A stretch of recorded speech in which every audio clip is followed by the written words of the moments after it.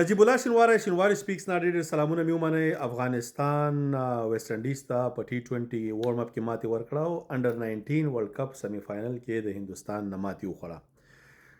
بخوا وختونو کې چېرته په یو پټي باندې مولا خان حمله کړې وه نو دوه ورونه ور روان وو، نو وروره ټوپک یې راواخیستې چې مولا خان ولو. داسې چې ورغلي دي ورنږدې شوي دي، نو هغه یو ورور یې داسې ملخ راټوپ کړي دلته ناست دی، دا بل ورور یې ورته داسې کې اشاره کوي چې دغه دی شی، هغه چې ورته ټوپک راوړله ډز ایستی دی.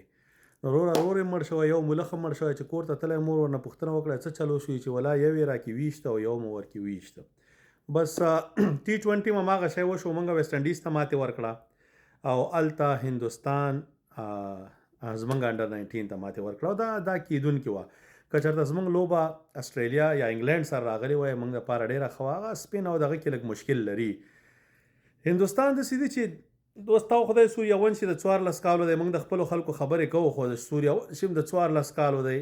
ته د شکل ته وګوره، دا ښه په کلار دی، 21-22 کالو که نور نه 19 خو دی، یو 15-16 کاله یې خوړلي دي. خو زه خیر هر شی چې دی افغانستان دپاره ګوره بعضې وخت کې قسمت چې که نه هغه په دې کرکټ کې کار کوي. افغانستان داسې ګروپ کې و چې ساوت افریقا یې وواله ورسره ویسټ انډیز، دا موږ ته یو دوی باندې موږ ډېر ډاډه ځو. ښه بیا چې کله دغه ته راووتو سوپر 6 ته، هلته هم خدای پاک راته تره زامن آیرلینډ په لاس راوسته. بس هسې خدای پاک دومره شرمولو نه وروسته انډر 19 ته یو څه عزت او افغانستان او موږ ته یې راکاوه چې بس سیمی فائنل ته ورسېدو. د شکر دی په دې باندې.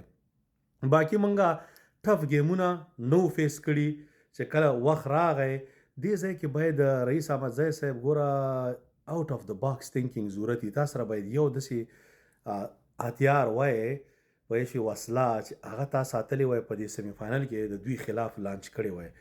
بل تا سره باید پلان وای چې ایرن جورج او سوریا ونشي، آیوش ماترې، دا درې کسان د پاکستان سره لوبه کې څنګه آوټ شو، د هغوی خلاف تاسې باید یو پلان سره راغلی وي. تاسې سره پلان نه و، بس هغې ایسته کار خراب کړ. 310 رنزې په یو 40 اوورو کې چیس شوې، که په دې باندې بس مونږ یو چې مونږ 20 رنزې زیاتې نه چې 50 هم زیاتې کړې وای چیس کړې وې کولې، 380 چې د کړې وای چیس کولې، نو هغې نه خبره لاړه. بس پروا نه کوي، سیمی فائنل هم صحیح دی.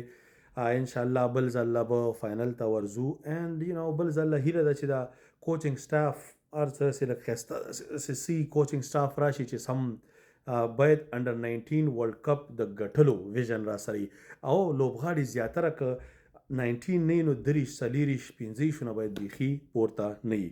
نو انشاءالله ویل پلیډ فیصل شینو زاده او هغه بل عزیر نیازی، د عثمان صداقت چې د مینې شاهدي الله ولی تا ته مونږ ویلي مو، خو زه خیر ځوانې څه خبرې بر باندې نه کوو. پوه شوې که نه، مونږ یو شاهدي تر اوسه پورې دغه دی، نو ته پکې لا نه وایې چوټا ډان را روانې مه کوه دا شینه تیزه لوبه کوه. ډېر دا د کوم بابا آدم علیه السلام زمانې لوبه کوي، 70 بال 39 رنز، خو ځه ورکې که ځه پروا نه کوي.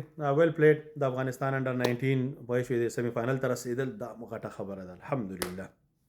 راځو نړیوال جام سیمی فائنل د سیمی فائنل ویسټ انډیز تر زامنو سره وارم اپ لوبه کې. ګورئ د هندونه ښه ورځ تمه مه ساتئ. موږ ته چې وارم اپ میچونه راکړي که نه، چا سره ویسټ انډیز سره سکاټلینډ سره، په دې خدا که څوک د چا یو غاښ هم ګرمیږي مړه په دې به سړی څه ګرم شي. موږ چې یو سی ټیم اسټرالیا سره یو چا سره داسې وارم اپ گیمونه راکړي وای چې معلومات مه شوی چې ټاکره مو ورسره شوی. ویسټ انډیز سره خو موږ اوس په لوبو ولوبېدو، سکاټلینډ ماډلینډ دې خلکو سره خو موږ تیری ستړي شو. نو دا هغه خلک دي چې په دې باندې وارم اپ نه کیږي، خو بیا هم هغه موږ ته راکړي او ګروپ یې سختترین راته اچولی دی. د افغانستان یو بهترین پوینټ چې دی درویش رسولي صاحب دی، بریلینټ نمبر 4 کې ماشاءالله کام داسې رواني. دا دوه گیمونو کې دا زموږ دپاره نیوزیلینډ ساوت افریقې گیم کې ډېر مهم دی چې هر یو گیم کې وچلېد او سم درز غوبلې وکړه کار به وشي. زموږ ویک پوینټ چې دی دوه دي. یو اول خو ښه کار وشو چې رحمان الله ګربز راورسېد، هر نو چې ولې ویزه نه ورکوله دغه نه ورکوله. انیوی هندوستان څه به اوس په دې باندې مړه بس لرې کا. نو دوه زموږ ویک پوینټونه دي، یو چې دی ګلبدین، یو چې دی نور احمد. نور احمد چې کله نه د چنای سوپر کنګ کوهینور ورته ویلی دی پوه شوې، د هغې راسې زموږ د افغانستان بیخي نور ختم شوی دی. خدای دې غرق نه کته لیګونو کې څنګه بالینګ کوي او ته انټرنیشنل ته چې راشي داسې ښکاري لکه چې ته په کیسه کې هم نه یې. رورا افغانستان دی نو ته به یې چې افغانستان نه ته نه یې ګوره یو ځای کې هم ستا موږ پرفارمنس نه منو. دې نړیوال جام کې باید ته خامخا ساوت افریقا یا نیوزیلینډ خلاف دی دو کې یو گیم کې باید ته 4-5 وکټې واخلې. که تا 4-5 وکټې وانه خیستې نور احمد صاحب ته زما په کاته کې چې دی بیا ځکه تا ته زموږ ضرورت دی. موږ ته هر بالر دغسې 2 میچونه لکه دی چې موږ سوپر 8 ته وځو د هغې نه مخکې باید زموږ یا راشد خان یا نور یا مجیب دا باید په د نیوزیلینډ یا د دغه خلاف ساوت افریقې خلاف یو گیم کې 4-5 وکټې یو کس واخلي چې موږ هغه بل ټیم خراب کړو چې موږ ته کار آسان شي. یعنې هغې نه بغیر نه کېږي. نو ډېر سخت ضرورت دی. ګلبدین صاحب ګلبدین باندې به نور څه خبرې وکړو. نن هم 12 بالونه پاتې ورویسته په 15 بالونو 3 رنزې وکړې. په 15 بالونو باندې 3 رنزې هلکه اول بال نه ته اوسه مضبوط ډز ورکړه خدای دې غرق نه کا.